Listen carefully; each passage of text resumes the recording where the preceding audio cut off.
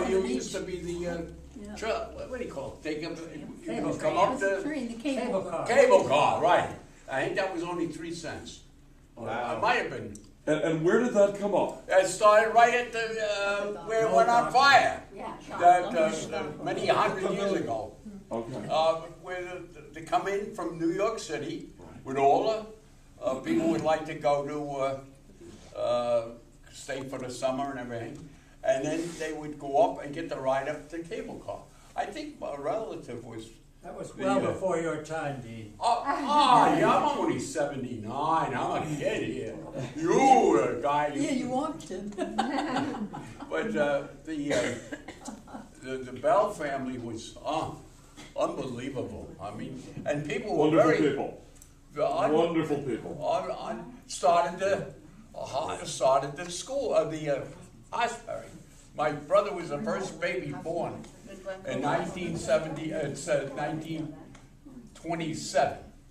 It started there. And then I was born in 32, and we were all deficient kids. And for the younger people here, if you did something as you're walking along the street, your mother, or you're not your mother or father, somebody else would walk up and give you a shot in the head. And say, and if I'm going to tell your mother and father, oh my God, then you get your brains broken. We never had any problem with kids. I mean, the parents were restricted. The teachers were restricted. The clergy was respected. Who is respected today? Don't start. Well, Dean, I think you are. I'm Particularly. I'm old guy. Yes, Jiz. How many people remember Al Young and my brother Ward? They started up the Seacliff Yacht Club after it had been extinct for many years. Yeah. And the first newly replaced Seacliff Yacht Club was in Tillage Pavilion. That's right. And then they moved from there up to the upper floor of the big pavilion. That's in the 1944 hurricane, and I had a picture and I lost it. It was to put the crash in the 44 hurricane, and it took the floats, take them right over the spilings, and then it crashed into the pavilion of Seacliff Pavilion, and that's 1944. And that was about 150, what's it called, where you put your lockers. Everybody had lockers. And there was a big, and you had Min, and Hall, Min. And Frank. And you would never, they could maybe give $25 to get the concession. All of a sudden, one guy comes, and he wanted more. Then they made a lot of money. They only go for 3 or 4 months, but they make enough money selling in the concession. Do you remember how much it cost to join the yacht club then? $5. $10 for Do you know? $3. $3. Well, that was individual. Yeah. By the time And I now was it's in high 4. school, it was. Does someone have a memory, a specific memory of the pavilion? Well, Either from. Good walk around there. So why don't you come up? No. Yeah, sure, come on up, because I know you grew up in the 50s here in Seacliff. Come on up. I have some lovely articles about the pavilion. Why don't you come up here so we can all see? No, but I don't want to say something, I want to ask. I grew up here in the 50s and spent many. Why don't you give us all your name? Oh, my name is Audrey Rzuski. I was Audrey Moss. I lived in Seacliff. I have not been here for many years, but I come back all the time with my former classmate Lee. We started kindergarten together. We're still good friends. But anyway, my parents moved out here in 1935 when I was born. We came out this way because my father's family used the starch mills in Glen Cove, down where the fire department is right now. It was like a spa, and the families started coming out. But anyway, I went all through Seacliff schools, and I loved the pavilion because I spent every day there growing up. And we played on the second floor. We played canaster, and we had our lockers. And we had our swimming teams, and we also had, what do you call it, where we swam, well, the Fraley's from the Seacliff Youth Center, which was another big part of our life, and we would have an aquacade in the summer where we all performed, and it was really a lot of fun. So anyway, I have fond memories of Seacliff, and I come back all the time, and I still come back to my little church that I started when I was 3 years old, and I'm still going there now. Which To is? St. Luke's. Okay, look. St. Luke's. Stay here for a moment, because I know I had the pleasure of hosting a book discussion at a concern With Charlie Ransom. of the Brooklyn Dodgers. Oh. And you kept the scrapbook Yes, from the, maybe you just would My father. tell about that. Your father did. My Yeah. father was Edwin Moss, and I know. yes, and he loved the Dodgers, and he got together, like on Friday nights, he would get kids to come in, and they'd take them into Ebbets Field. He'd take them in on Saturday to Happy Fountains, Naho Gang, and things like that. And my father kept a great scrapbook. He was invited a couple of years in a row to go to Vero Beach with the Dodgers, and he was able to fly down and spend time with the team. So anyway, I was left with the scrapbook and a lot of other memorabilia of the Dodgers. What was the name of that book now? Yeah, that I we read? were ready. Wait till next year. Wait till next Memoir year. of Doris Yeah. Kearns Goodwin. Yeah. Yes, and I have a picture of myself that my dad took when I was about 10 years old that says, Lippy says wait till next year, and I was dressed in a baseball uniform. And so it was very apropos for that book's discussion. Oh, the scrapbook was amazing, and I think of a Christmas card from Jackie Robinson, Right. and Oh, yeah. some marvelous memorabilia. You mentioned the youth center, so maybe you could just talk about that for a few minutes and describe where it was and what you girls would do down there. The Seacliff Youth Center was down here on Central Avenue, and we just literally lived there in the 50s. Where was it? Just down where, I think it was a nursery school. right Yeah. now. Harbor Day. Harbor Day. Sure. Right. A family by the name of Mr. and Mrs. Fraley, Fraley. they were like the caretakers of the building, and their two boys grew up there because that's what, they hung out with us. And we had all kinds of shows and, talent shows, and I mean, it was just a place for us to all go almost every night of the week, and weekends there was always something going on. And they were great mentors to so many people that I grew up with. One of them was Ronnie Johnson. I don't know if anybody remembers him, but he was Sure, he played basketball. he was a great athlete. And, Yes. Mr. Fraley took He's him gone, under his I think, wing now. and saw that he went out to, I think it was Kansas State. Ronnie went out there to play basketball. He would have never even gone to school. Ronnie never had a mom that lived with him. He grew up with his father, right across the street here, actually. So, and Ronnie's younger brother, Bobby, they also did that with. So they were, wonderful to the people and the kids around here who didn't have parents. As my father was, because everybody called my father Pop Moss. There were so many boys back in the 50s that did not have, or early 50s, that did not He have got fathers. killed in the war. Yeah, I guess so. I didn't question it then, but my father would, play baseball in the park behind St. Luke's. Every night there was a baseball game, and my father would see that the guys had somebody called him Pop Moss, and were very close to him. And, Oh, that's great. yeah. So. What was Seacliff High School like? Now, what It was that year same were little building. What year were you from Seacliff High? I went from 1940 to 1953. Okay, so you were in the class of 53. Yeah. All right, why don't you tell us a little bit about that experience? Because I know we have some of the I young can tell people, one thing about it. some of the young people going, yes, Steve? Seacliff High School, K through 12, 400 and some of them kids. My father used to be the president of the Board of Education, and we were 7th of the state. And we had guys, you got learned or you got hit on the head with Mrs. Cuddleworker or whatever. Beat your brains out. But the thing of it is, when we would go in World War II, Seemed like a pretty violent community. I tell you, he's still living. His mother used to be the midwife on the corner of Central and 10th Avenue. Okay. Dean, who was that? Who was this, Dean? That was, his father used to deliver the mail going out.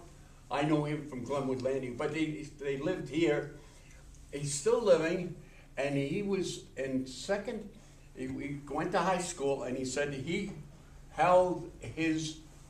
He was in a bomber. He wasn't a a pilot, but he was in a bird, yeah, something like that. And the education that we got in Seacliff was, and you guys, you either learned or you got your, as I say, you, oh, boy.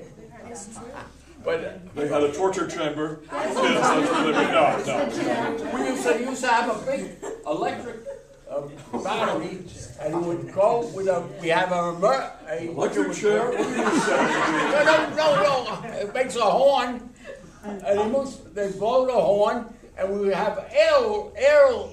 Air raids, under the desk. Do you remember those? Oh, yeah. Anyway, when you go to the firehouse now and go upstairs in World War II, there was a platform upstairs. And the volunteer women and guys would sit there and watching the planes coming back all over. And they would report, pick up the phone, and report to Mineola, always. I was one of those up on the roof. I was too. I was a little guy then, so I mean, I can remember it. And we have those blackouts. Oh, yeah. Oh, yeah, you don't. We had to paint the And headlights on you the couldn't car get, black. right? Yeah, black. And you had to get Darkening shades. sugar, and you had to get coffee and meat. With stuff. Everything was raised, and gasoline. And always a lot of crooked stuff going. Yes, Phyllis. Could we revert just a minute back to Audrey's, the Young Men's Club, which was, what did the young men do in that club?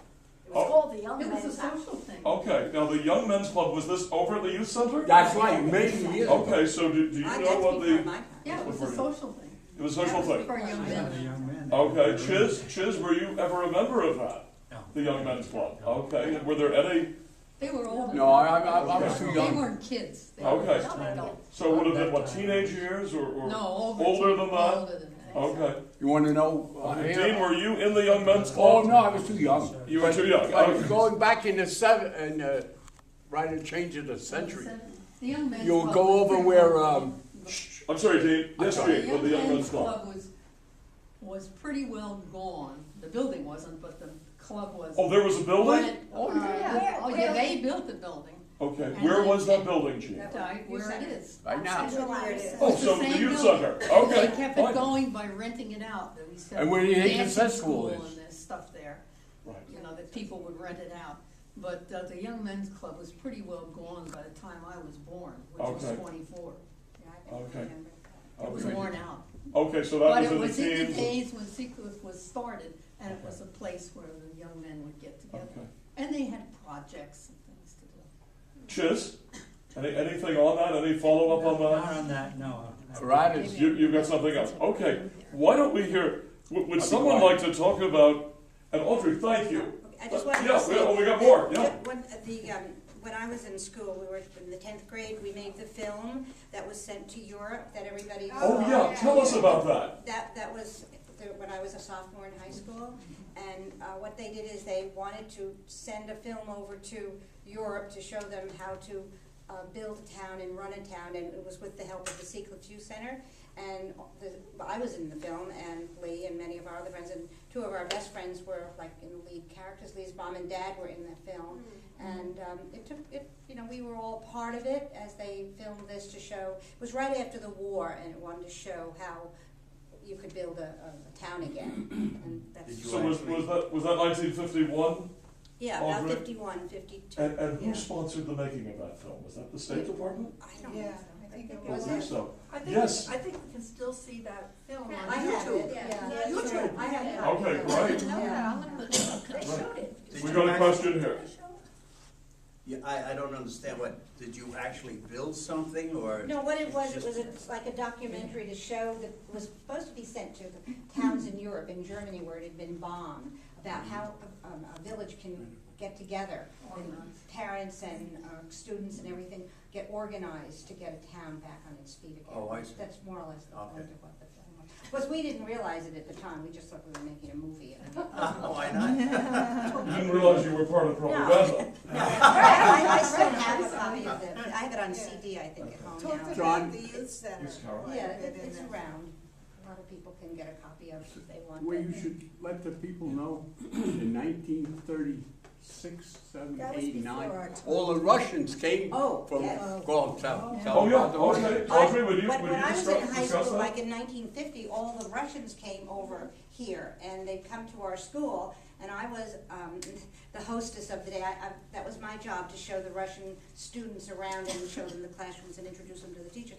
And there were many, many families that came here, and I remember Andy Wyckett, but he came from Germany, you know that name, and then there were many Russian families that came, That's and the kids all our went to lady school. and got- Kazan, that's where he started. That's right. Yeah, Exactly. Our Lady of Kazan, absolutely. And someone that Lee and I graduated with, Alex Akatin, he came from Russia at the time. He is now a Russian priest in Bayside. So, yeah.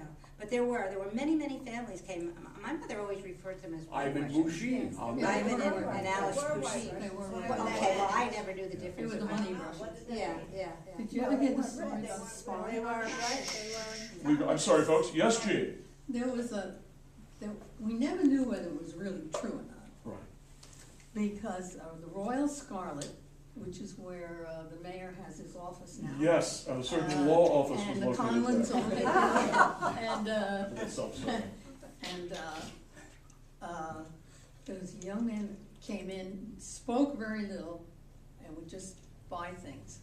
And, the idea got around that he was a Russian spy, but put there by the government, Of, because they were protecting him, because he had jumped ship for oh, Russia. I see.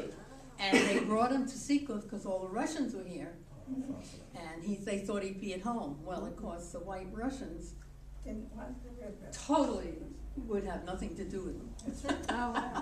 So Oh, he, Gene, that's fascinating. so he was just all by himself. So he spent most of his time at the Royal Scarlet. He gained a great deal of weight. And then Mr. Conlin said, Coach Conlon. Is that Coach Conlon? No, Yes. his Oh, sorry. father. His father, okay. he said, you know, you're charging that man too much money.